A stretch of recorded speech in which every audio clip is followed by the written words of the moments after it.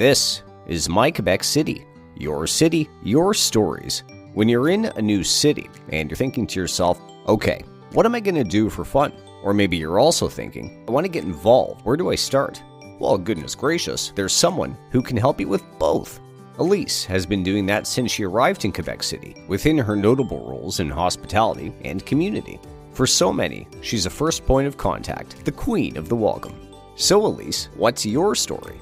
I grew up in Sarnia, Ontario, and I've lived in Quebec City since 2014. And you ultimately came here because you met your Quebecois husband out in British Columbia. Okay, so long story there. Actually, I met my husband, let's say, on the dance floor in Whistler. And we, just over the summer back many years ago, ended up moving to Montreal to join him within that year when he moved back. Since then, we've lived in Belgium. And then after that, a job opportunity came up and we moved to Quebec City. I want to ask you about your first job here because it was at the Chateau Frontenac. Welcoming people to the city from that vantage point had to have been pretty cool.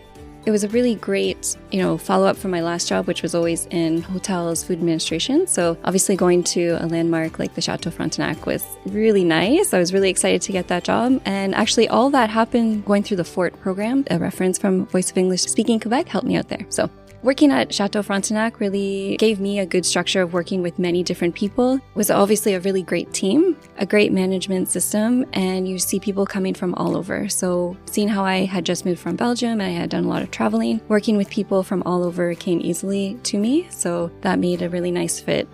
These days, you're the volunteer coordinator at Jeffrey Hale Partners. Besides the obvious, what goes into matching people and situations, and what exactly is your process for it, like your personal special approach? Yeah, so my role is really the welcoming. When someone fills in an application or contacts me directly, I just want to usually try to get them on the phone to have a conversation, try to get to know them, understand their values, their interests, what are they looking for? So really trying to find a little thing that I can use later, like if they're interested in working with children or seniors, and then also keeping in mind their availabilities, their interests, and then also what we have and the needs that we have for the community. Volunteering in general rocks, of course, but have there been any situations where it was just such a perfect match or something like that where you thought to yourself, yes, this is why I do what I do?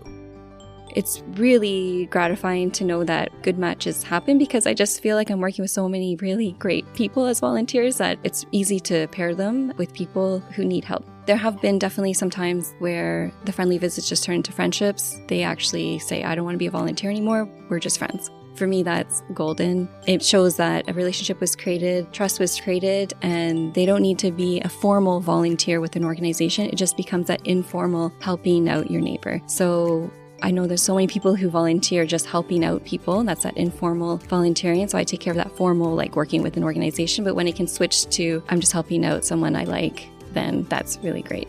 And it's happened. Yeah. You have also experienced the other side of volunteering as, well, a volunteer.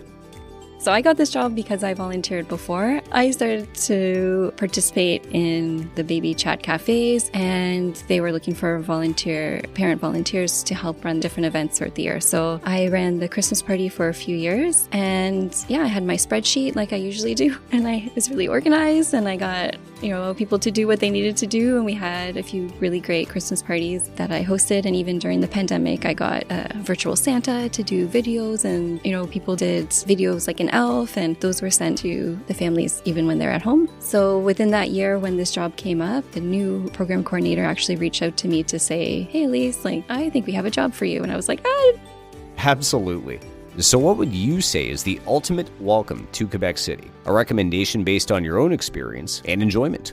Ooh, good question. I think the best thing about Quebec City is actually getting outside and being active. So to get out and enjoy the nature, here you can do something all year round. So for someone new coming, don't be scared of the cold, don't be scared of the snow. Get out there, get the right boots and equipment, and just get out and have fun. And also come out to a few events that are hosted at Jeffrey Hale Partners. We have a lot of different events just to get to know other people, hear their stories, and hopefully you'll find a connection with people even if you come from different places.